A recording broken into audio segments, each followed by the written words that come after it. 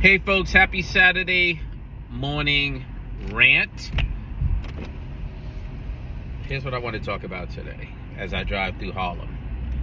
And you can tell it's not morning, right? It's almost evening, but y'all know how the fuck this works. I went to Beacon, New York today. Went to go have lunch up there. It's a beautiful place. Although it's weird because it's right across from Newburgh, which is the black neighborhood. They both got the beautiful water, the beautiful mountains, everything. But Beacon is all fucking, gentrified, blah, blah, blah, whatever. It is what it is. But here I am to rant. What do I want to rant about today? This is probably going to be one of the last couple of rants that I do. Because these rants are convenient because I'm usually in the whip on my way somewhere, and it's easy to just turn on the fucking mic and talk shit and get some shit off my chest. And my car lease is over soon, and I don't think I want another car. I mean, mostly because I'm just back in real estate now. Like, I was out of that shit. I haven't bought a house in almost 2 years, and finally made an offer on a house, got into contract. 2 years of trusting somebody that fucked me over, but I'm past it. I'm back in it, and I just don't feel like I need a car right now. Car's like $2,000 and change a month. It just feels like a ridiculous fucking expense, especially because I barely fucking drive. Like, got a fucking lease with 36,000 miles and only put like fucking 13,000 miles on the car. What a fucking waste. Anyway, y'all get where I'm coming from, hopefully. Actually, that's a lesson for you. People be asking me about investing. I'm telling you right now, don't buy a fucking car. It's the last thing you should buy. It produces no income. I want to talk about nonprofits that engage in what I call mission creep. Mission creep is where you look up and you've built a nonprofit and you got some money, but it's hard to tell who the fuck you are and who you're not because you've chased every dollar that was available to you. And as soon as somebody say there's a grant out there for some shit, you try to spin what you do to fit that grant. Now, everybody does a little bit of spinning because, foundations, they all different. They all want to feel relevant and shit. They all do strategic planning to come up with who they are. So there's some spinning. I'm not stupid. I'm not naive. But, like, sometimes people bend over fucking backwards. Like, they'll be serving fucking veterans who have addiction issues, who are unhoused.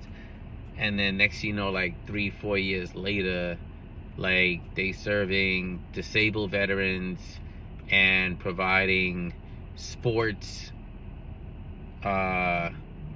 training, and therapy, and just shit that don't make no fucking sense. Y'all get where the fuck I'm coming from. So that's called mission creep, and I see it over and over. And let me tell you, like, this shit don't pay off in the long run. Like, you might think, like, oh look, we raised 50,000. Oh look, we raised 100,000. But the problem is, like, fundraising don't really work like that. Like, the reason fundraising works is not just that you raise like your first million or so, but that you out there shopping something that's very clear. Everybody know what the fuck you are and what you're not. So when you're not around, people are thinking about you. It's not just about you being there trying to raise money. It's about money being raised for you because people know who you are. And when they come across opportunities, they think about you because they know you serve veterans who have addiction issues, who are unhoused. But now you do some other shit and people don't recognize you. It's like going in a department store and thinking you're gonna see clothing because that's what you went there for. And when you get inside, you see cars, you see motorcycles, you see bags of cement, you see refrigerators, dishwashers, sneakers. Like, you just don't know where the fuck you are. You're like, what the fuck is this? Why? I didn't come here for this. Like, it's just how your nonprofit ends up. And I know this happens so much to black and brown people because they think they know what fundraising looks like because they see other people doing it. And they so busy thinking that the money is not going to come if they just stick to what they are, and that they're not going to raise enough money, and that there's not enough money out there. Let me tell y'all, it's always going to be money out there. Always going to be money out there. I don't care what nobody say. The whole fucking tax code in the United States is written so that people who got money got to give some of that shit away. Got to give it to philanthropy. So don't worry about that. And like, if you got a good product, people will give you money. People will give you money. And so sometimes you got to twist a little bit, because like philanthropy every 10 years or so wakes up and it's like, oh, we got to pivot to this other thing, whatever's in the news. Right now, every white person's scared. Like, every white person in philanthropy is like, yo, we need to fund community violence intervention work and things surrounding that. Okay. Y'all scared. Y'all worried about black people, so y'all want other black people who've been exposed to violence to go out there and do something about it. I feel you. Probably an effective way to do it. Kind of fucked up to use the people that are most fucking traumatized to go out there and deal with other people's trauma. But I ain't mad at y'all. And it creates jobs for the people I give a fuck about. But you get my point, right? Like, there's just always going to be money out there for what you want to do, and you have to reshape it a little bit, but don't shape it so much that people don't recognize who you are. This is a fucking gift to you. This is a gift to you. Like, if you're building a nonprofit and you're all over the place and you wonder why it's hard to raise money, that's why it's hard to raise money, because you're all over the place. Having said that, there's some of y'all, I've been thinking about this too, like philanthropy right now is kind of shrinking on criminal justice issues. And so I personally don't see anything wrong with philanthropy shrinking on criminal justice issues. But that was the police that just went around me and ran the light. I hate the fucking police. Like, they ain't got no lights on, they ain't in no rush. But if I did that shit, I'd be in trouble. But the police literally just went around me, blew through 3 lights and kept going. Fuck them. So what was I saying? Oh yeah, philanthropy is shrinking around criminal justice issues. And that's the space I'm used to. Spent 17 years in that space.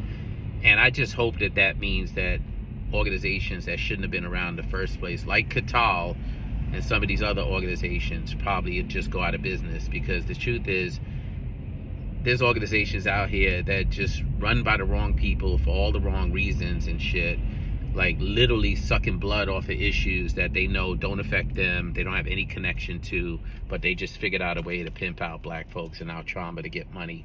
And so in some ways, I actually wish that the shrinking of resources means that some of these organizations, like, go the fuck away. And then even some of these small organizations, even organizations run by people directly impacted. People think, you know, just because you directly impacted, like, that's a reason for you to be starting a nonprofit. I remember when I first thought about starting a nonprofit years ago, somebody in philanthropy was like, yo, you're not ready. And I was pissed at it, but she was right. I was mad at her, but she was right. I wasn't ready. And some of y'all ain't ready. Just because there's some white woman in philanthropy that wants to collect black people like trinkets on a Pandora bracelet so she could tell her friends in Park Slope how much she does to help black people. Like, that's not a reason for you to start a nonprofit. Some of y'all ain't even ready. Like, some of y'all don't even want to fundraise.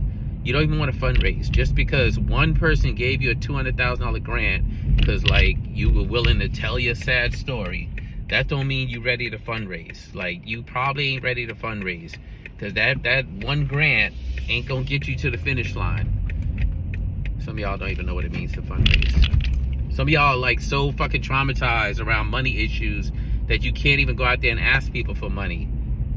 I mean, I understand. I get it. I grew up fucking poor. I grew up on Section 8. Grew up poor as fuck. I get it. Like, people have a weird-ass relationship with money. It took me forever to realize that I could be asking other people for their money to do important work to help the people I care about. But that shit is a fucking skill.